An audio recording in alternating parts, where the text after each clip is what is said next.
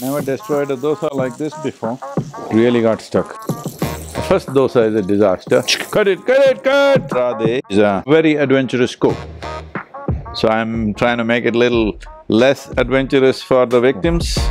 Not my dosa day, but it'll still taste good. Go and round dosa from the hotel. Eat and do ha, hoo, ha, ha. Yeah, shoot her, huh?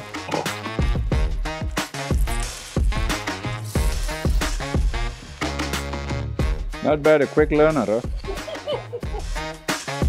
This dough has been specially prepared by me. Who's going to eat this? Inevitably, one who is already enslaved. I'll have to give it to her only, because nobody's saying yes. Shall I pack it in this and give you, huh? Be a slave for your life. Ragi is the most female-friendly cereal you can consume. So millet is a solution for our health, for soil health, and for ensuring there are no famines in the world, that nobody should die of hunger. Let's make it happen.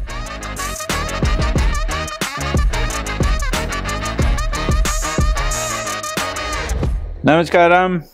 This is the year of the millet. Well, we've been using millets right from our childhood, but now it's important that we bring it to the entire population, the whole world in some way, because this is very important in terms of large-scale human health, which has become a serious problem, and the nutritional deficiencies due to single cereal consumption and a massive diabetic pandemic happening all over the world, particularly in India. The most important aspect is millet cultivation is a far better thing to do for the soil regeneration than rice and wheat, which has become the most staple grain to be consumed all over the world. Millet will make a lot of difference. It is not a very thirsty crop, unlike paddy and wheat, and both of them are essentially delta crops. They should have remained that way. Paddy was only grown in delta areas where there was naturally a certain amount of standing water and people made use of it, on marshlands and stuff like that. But today, we are irrigating the lands heavily to do this. This not only consumes water, this also destroys the soil in many different ways. Millet consumption, both for human health and soil health, will make a fantastic difference. My daughter Radhe, living in Chennai, only on rice. Whatever you eat, idli rice, dosa rice, pongal rice, rice. This Chennai. So I'm trying to cultivate her to consume some millet. And of course, she's a very adventurous cook. I mean to say, for those who eat.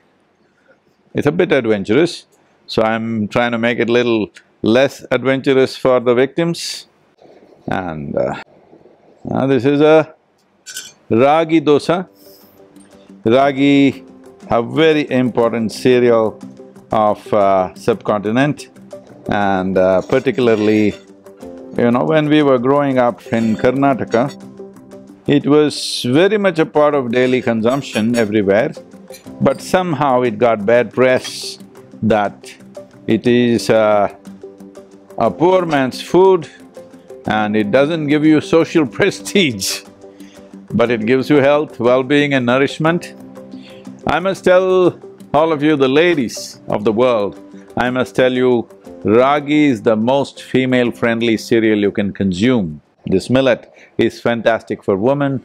It has the highest amount of calcium in among all the grains, and also very high levels of iron, which is an issue.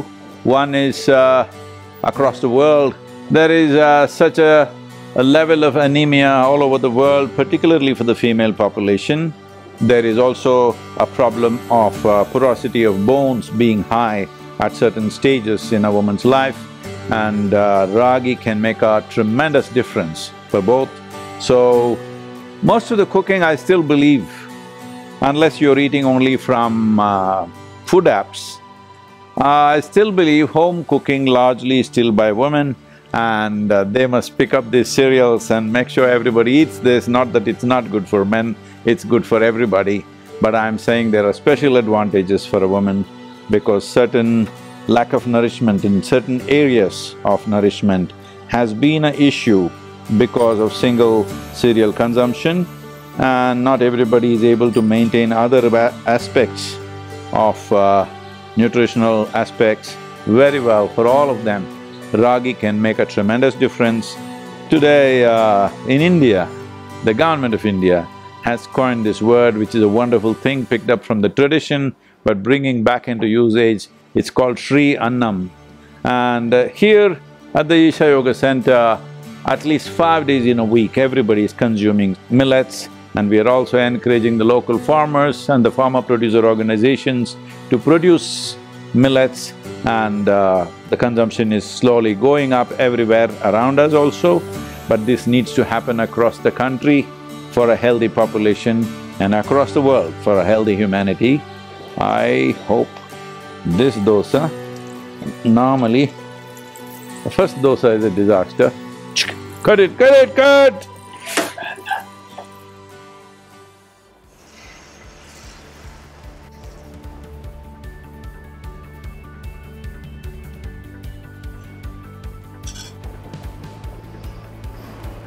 Millet takes time to cook, it cooks a little more, at least in this form a little more than the rice,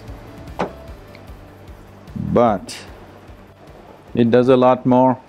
It's a very slow release cereal, that is, there will be no sugar spikes because of you eating a millet. It releases its glucose part of it very, very slowly. So particularly those who suffer from diabetes or whose life is threatened by diabetes, ragi and other millets also does a fantastic job.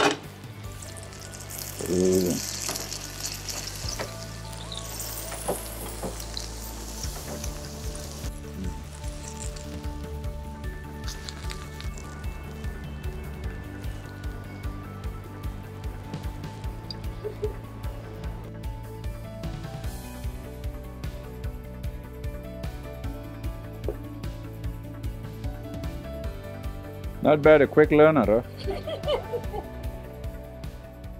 When we used to travel a lot in Karnataka, we used to eat a lot of ragi mudde on the road, but you don't find that so much anymore. And also, it used to be very soft and easy to eat, but now when you get ragi mudde in most places, it's like you can't eat it. So, is it a question of cultivation or is it just a question of cooking? No, cooking, people have lost practice.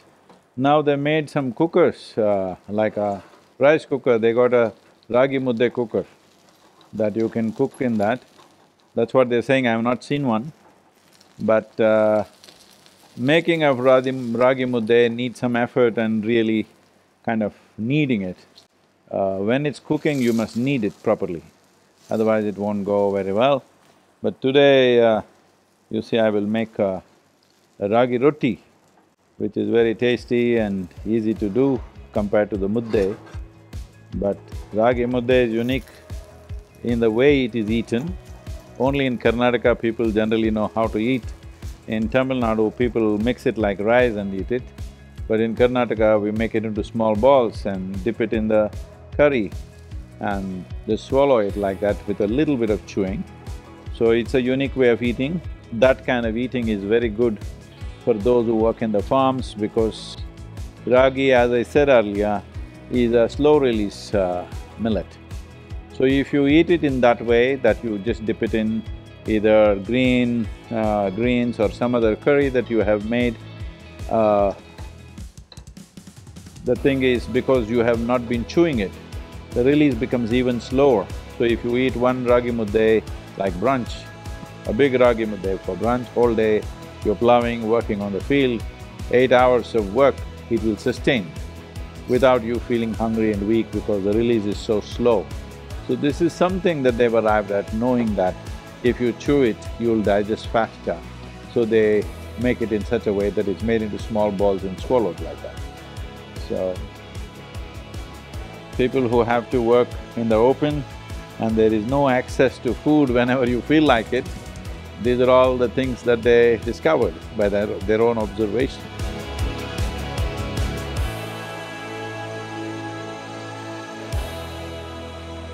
Well, this is a ragi roti. You need a little bit of banana leaf, or also you could do it on what they call as the butter paper. But the important thing is, you take ragi flour, just steam it a little bit like how you would do, even on an idli stand you could do it, just steam it a little bit. And then you can add things for taste. In this one there is coriander. If you want, you can add onion, grated coconut, minutely cut chilies according to your taste, and of course a little bit of salt, and boom, you have a great breakfast or lunch or dinner, whatever you like.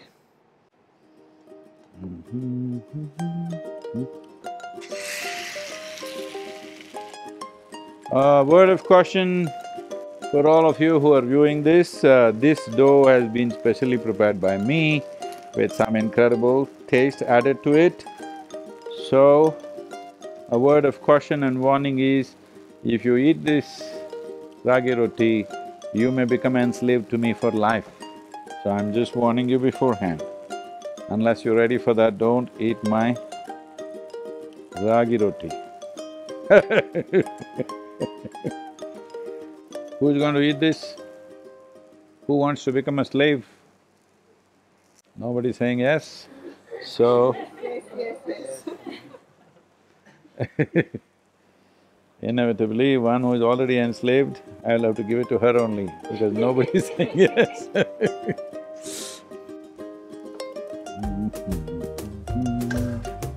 This goes with chutney.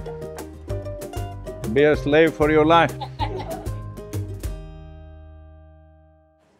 So these are the different types of millets which are grown in the local region: ragi, same, sajje, varagu, kambu. These are all the Tamil names that I'm saying. In every region they have their own name. So here's a package with 6 different kinds of millets, and if you still don't know how to cook and make all these things, it can be just cooked like rice and eaten, or you could make a chapati out of it. But there is another packet of what is called a sanjivini, which has 14 different ingredients of all these millets, various pulses and grams, and also some nuts and stuff like that. 14 different ingredients which makes it a complete diet by itself. That can be just made into… just boil it in water and you can drink it, or you can make it into roti and eat it, or you can eat it in many different forms. So, for those of you who want something ready-made, that is also there.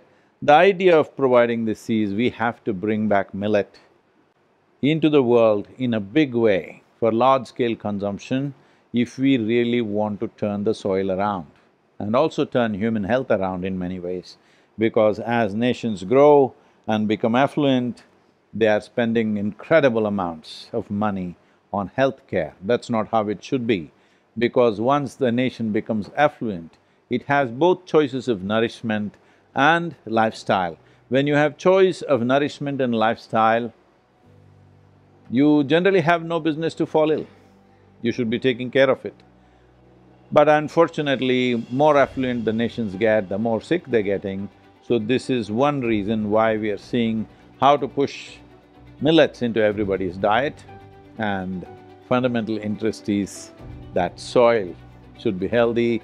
The revival of soil, the regeneration of soil in the world could go a long way if at least 50 to 60% of the cereals that we consume become millets.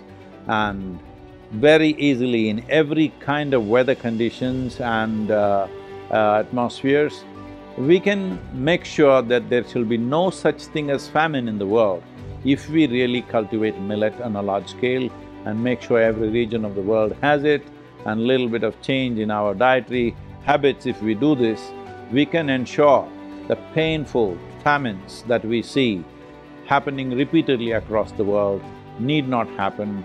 Right now, food is grown in one place, but they're eating it 5,000 miles away. That's not how it should be. The basic food must be grown where people are.